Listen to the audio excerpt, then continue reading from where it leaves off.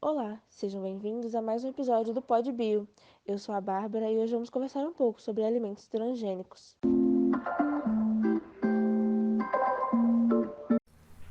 Ei pessoal, eu sou a Irmana e hoje eu tenho a honra de entrevistar uma das maiores pesquisadoras de genética do Brasil. Doutora Débora, é um prazer te receber aqui no Pod Bio. Boa tarde a todos, eu agradeço muito pelo carinho. Então vamos começar? Vamos lá. Débora, você consegue explicar melhor pra gente o que seria a tecnologia do DNA recombinante e quais são suas aplicações na biotecnologia? Então, irmã, até a década de 70, o DNA era o componente celular mais difícil de ser analisado. A partir dessa época, as novas tecnologias foram desenvolvidas, permitindo o isolamento de genes específicos por meio da clonagem gênica, e assim o DNA se tornou muito mais fácil de ser analisado. Além disso, a tecnologia do DNA recombinante se dá por um conjunto de técnicas da microbiologia, da bioquímica, da imunologia e da genética. Essas técnicas permitem o estudo sobre os mecanismos de replicação e de expressão gênica, na determinação da sequência de um gene e, consequentemente, na proteína que ele codifica. Essa tecnologia está presente na nossa vida, por exemplo, pelo teste de paternidade, que foi desenvolvido através da análise de DNA, assim como o diagnóstico de doenças genéticas e infecciosas. É aí que a gente vê a importância dessas técnicas na nossa vida, né? E como que essa tecnologia está presente no nosso dia a dia. Você consegue explicar pra gente também o que seriam as OGMs? Claro, a sigla OGM significa organismos geneticamente modificados, ou seja, micro-organismos, plantas ou animais em que tiveram seu material genético alterado pela introdução de novos genes de qualquer outro organismo, o que pode alterar ou até mesmo anular ou criar característica no ser. Incrível como a ciência e a tecnologia evoluíram e as vantagens que elas conseguem trazer para a humanidade, né, Débora? Quais são os principais objetivos da produção dessas plantas e animais transgênicos? Com certeza, Emana, tudo avançou muito ao longo dos anos. Então, os principais objetivos são melhorar o conteúdo nutricional. Por exemplo, um feijão geneticamente modificado por inserção de gene da castanha do Pará passa a produzir metionina, que é um aminoácido essencial para a vida, tornando assim um alimento muito mais nutritivo.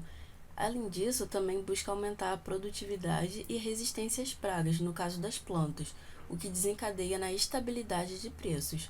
Nos animais, a transgenia permite a criação de animais com características comercialmente interessantes. Por exemplo, as vacas, que produzem mais leite ou leite com menos lactose ou com menos colesterol. Porcos e gados que produzem mais carnes e ovelhas que produzem mais lã, além de servir também para a subtração de óleos ou adição de ácidos graxos, como o ômega 3, que ajuda, por exemplo, o corpo humano a combater doenças do coração.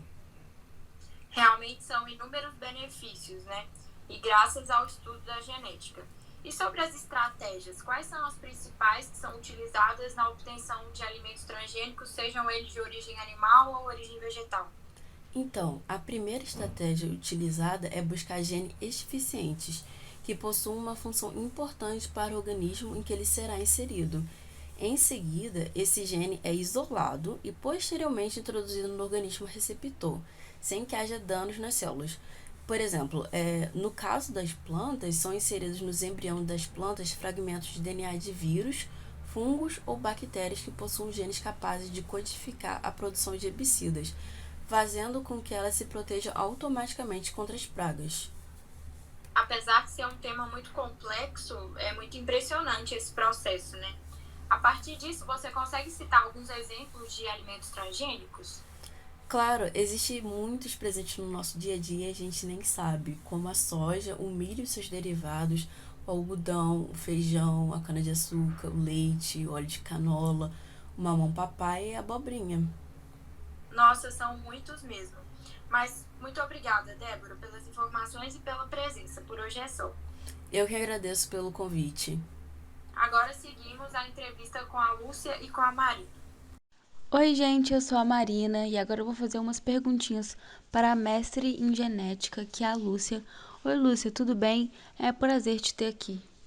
Oi, Marina. Muito obrigada pelo convite. Então, Lúcia, qual foi a alteração genética em cada um desses alimentos que a Débora falou? Então, a soja transgênica possui 3 genes, um proveniente do girassol, envolvido na tolerância a estresse, outro que confere resistência ao glufosinato de amônio, e um terceiro, cuja proteína confere resistência ao glifosato.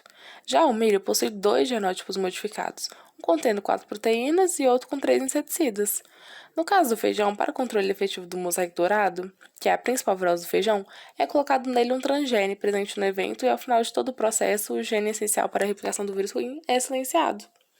Na cana-de-açúcar, microprojéteis contendo fragmentos de DNA purificado, nesse caso, contendo os genes CR1, AB e NPI, conferem à cana resistência a insetos.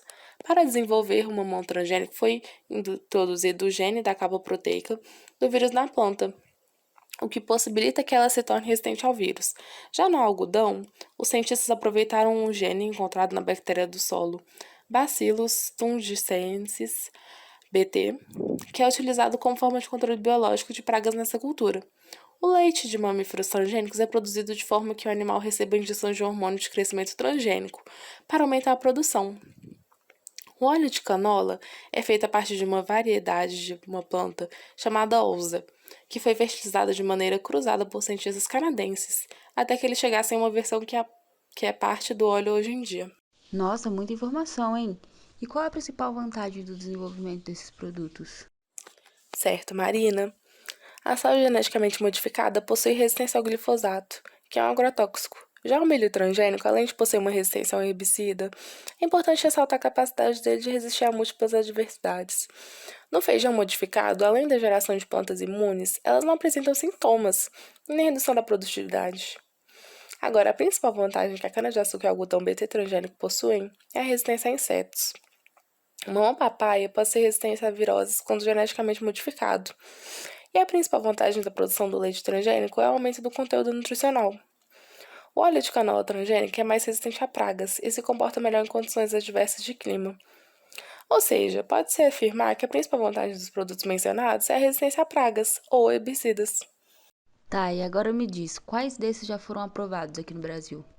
Até então, os alimentos transgênicos que já foram aprovados para consumo no Brasil são a soja, o algodão, o milho, a cana-de-açúcar, o feijão e o eucalipto.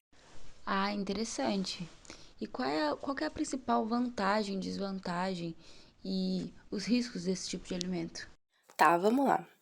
As vantagens dos alimentos transgênicos estão baseadas nos produtos da biotecnologia, que favorecem paz de modo social e econômico, ou seja, o aumento da produção e da rotatividade comercial desses alimentos, a expansão do conhecimento científico, o desenvolvimento de plantações locais antes não agricultáveis e, por fim, sementes capazes de gerar plantas produtoras com alta capacidade nutricional são grandes vantagens para a população como um todo. Existem também benefícios ambientais que fazem parte do aprimoramento agrícola, na qualidade e na renda dos produtores e dos países que utilizam essa tecnologia.